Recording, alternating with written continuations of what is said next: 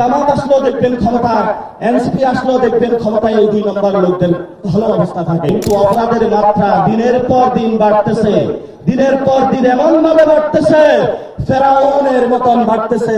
একটা পর্যায়ে ফেরাউন আর কখনো ক্ষমা প্রার্থনার জন্য নিয়োগ করে না।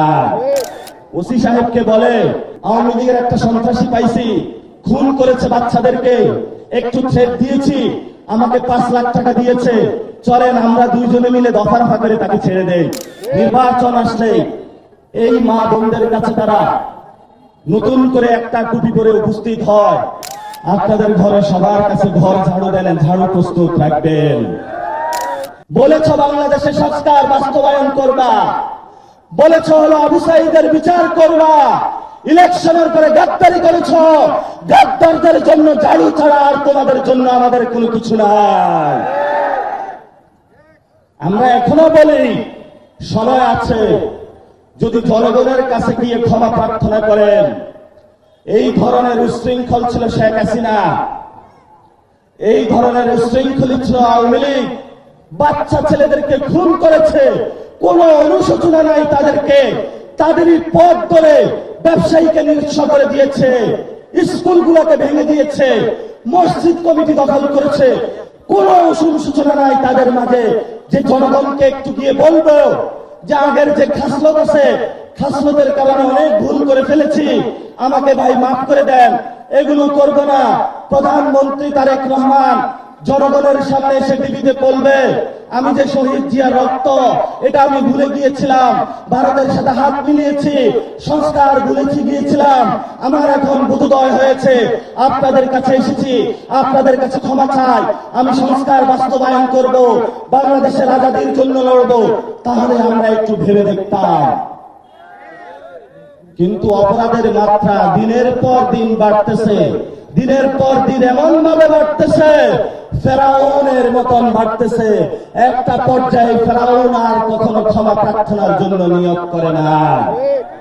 যখনই কেউ বাংলাদেশে ফ্যাসিস্ট হয়ে ওঠে, ফেরাউন হয়ে ওঠে, নমরুদ হয়ে ওঠে, তখনই তার মতো আবু সাঈদরা মুসার মতন রাস্তায় ফেরাউনদেরকে বিদায় করে।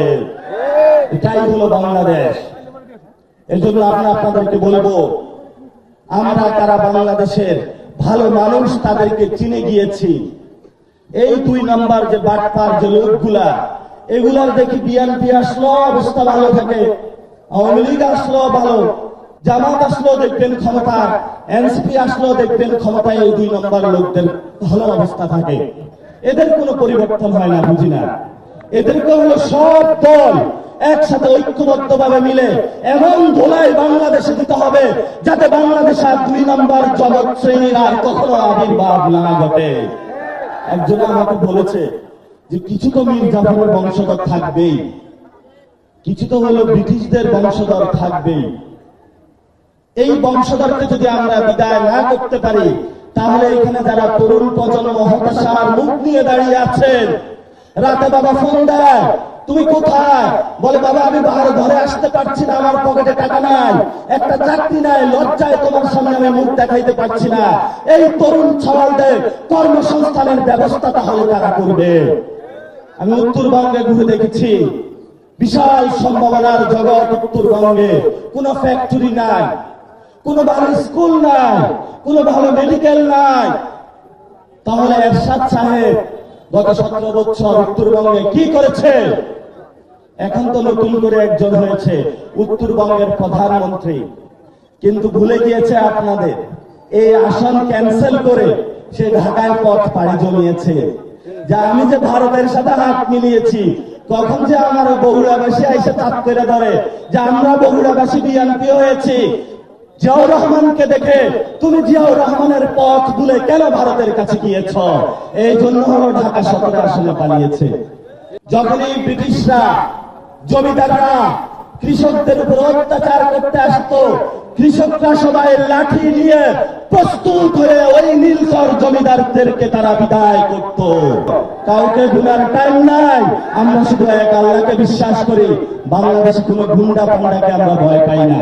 এটা প্রধানমন্ত্রী হোক আর যেই হোক, সংস্কার আপনাকে বাস্তবায়ন করতে হবে।